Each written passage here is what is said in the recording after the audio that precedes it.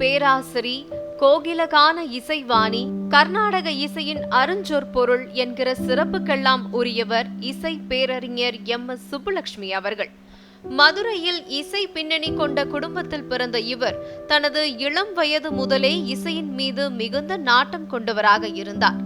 செம்மங்குடி ஸ்ரீனிவாச ஐயரிடம் கர்நாடக சங்கீதமும், பண்டிட் நாராயணராவ் விஜயாவிடம் இந்துஸ்தானி இசையும் கற்று தேர்ந்த இவர் தொடக்கத்தில் தனது தாயார் சண்முக வடிவுடன் இணைந்து கச்சேரிகளில் பாடி வந்தார்.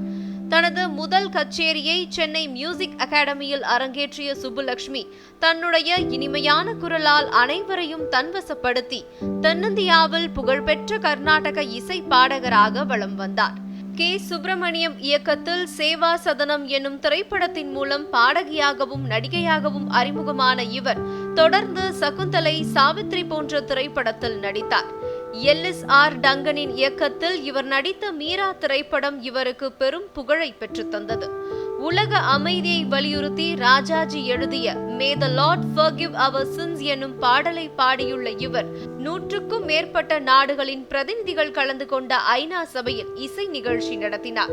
உலகின் பல நாடுகளுக்கு கலாச்சார தூதராக சென்று இசை நிகழ்ச்சிகள் நடத்தி இந்திய இசையை உலகில் பரவ செய்த சுப்புலட்சுமி தமிழ் இசை இயக்கத்திற்கு பக்கபலமாக இருந்தார்.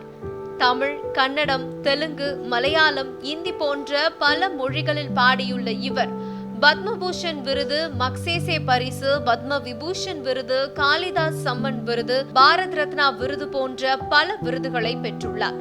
பாரதியார் பாடல்களை நாட்டின் விடுதலைக்காக பாடிய சுப்புலட்சுமி மகாத்மா காந்தி, ஜவஹர்லால் நேரு போன்றவர்களால் வெகுவாக பாராட்ட பெற்றார். இவரை போற்றும் விதமாக ஐநா சபையின் சார்பில் தபால் தலை வெளியிட்டு இவருக்கு சிறப்பு செய்யப்பட்டது. கர்நாடக இசை உலகின் முடிசூடா ராணியாக திகழ்ந்த எம்.எஸ். சுப்புலட்சுமி அவர்களின் பிறந்த தினம் இன்று.